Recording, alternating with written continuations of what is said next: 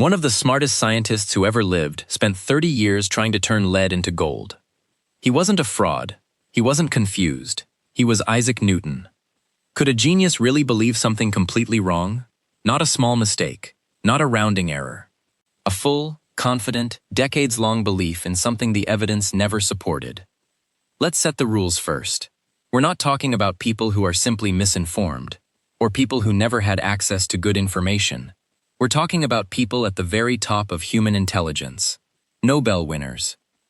Record-breaking scientists. Minds sharp enough to reshape entire fields, rewrite textbooks, and change how humanity understands the universe. And yet, somehow, on one specific belief, completely wrong, not confused, not uncertain, confident, stubbornly, permanently confident. How does that even happen to a mind like that?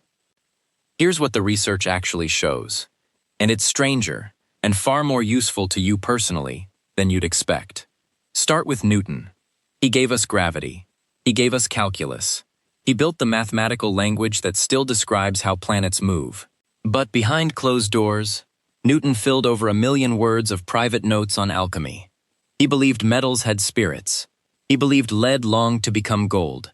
He tested it, again and again, in a private lab thick with mercury vapor. The same mind that mapped the universe couldn't see the flaw in his own furnace. Was that just an unlucky exception? Let's escalate. Newton's notebooks weren't sloppy. That's the part that should surprise you. He labeled his ingredients in code. He tracked his experiments with the same obsessive precision he used for the laws of motion.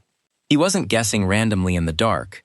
He believed, deeply, that the physical world hid a deeper spiritual order, and that alchemy was simply another branch of the same investigation that gave him gravity. To him, there was no contradiction. The furnace and the telescope were asking the same question.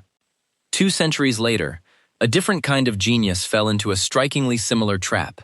Linus Pauling won 2 unshared Nobel Prizes, one in chemistry, one for peace. No one else in history has done that alone. He helped explain the very nature of the chemical bond. He was, by nearly every measure, one of the most rigorous scientific minds of the 20th century.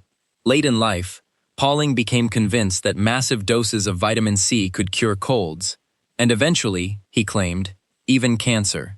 He wrote best-selling books about it. He defended the idea for the rest of his life, in interviews, in lectures, in print. Large clinical trials run by other serious scientists found no such effect on cancer outcomes. Pauling didn't back down. He argued the trials themselves were flawed, that the dosages tested were too low, that the researchers had missed his point entirely. He kept taking the vitamin C in doses thousands of times higher than recommended until the day he died at age 93. 2 brilliant minds, 2 unshakable, disprovable beliefs. Is intelligence supposed to prevent this?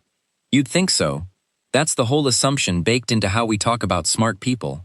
We treat intelligence like a kind of armor against being wrong. But the armor, it turns out, has a very specific hole in it.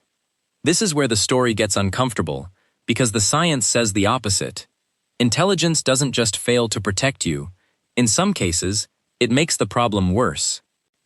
In the 1950s, psychologist Leon Festinger did something unusual. He infiltrated a small doomsday group that believed the world would end on a specific date, based on messages one member claimed to receive from beyond Earth. Festinger wanted to watch what happened when a firm belief collided head-on with undeniable reality. When the date passed and nothing happened, you'd expect the group to admit they were wrong. Instead, many of them believed harder. They decided their faith alone had saved the planet from destruction, and some began recruiting new members with more energy than before. Festinger called this cognitive dissonance, the mental discomfort of holding a belief and new contradicting evidence at the same time. And here's the key finding. The mind doesn't always resolve that discomfort by changing the belief. Often, it resolves it by changing the story around the evidence instead. The belief survives. The explanation just gets more creative. Decades later, psychologists Daniel Kahneman and Amos Tversky mapped out the mental shortcuts, or heuristics, our brains use to make fast decisions under uncertainty.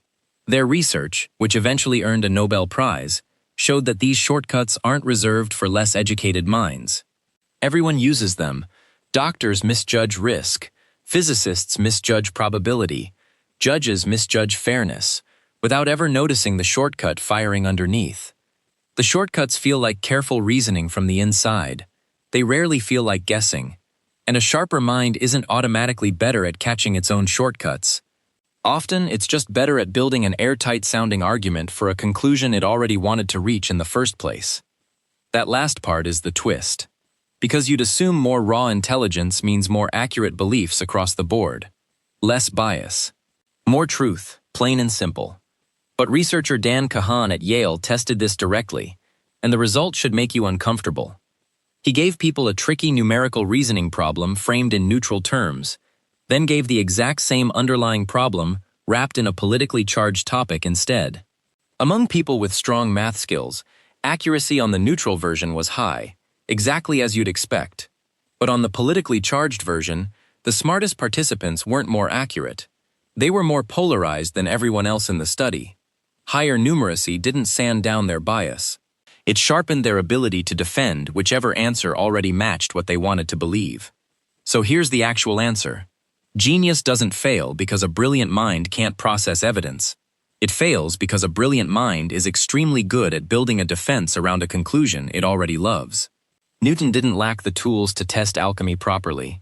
He had a private motive, an old, alluring dream of unlocking nature's deepest secret, one equation and one experiment at a time, and that dream shaped what counted as evidence to him.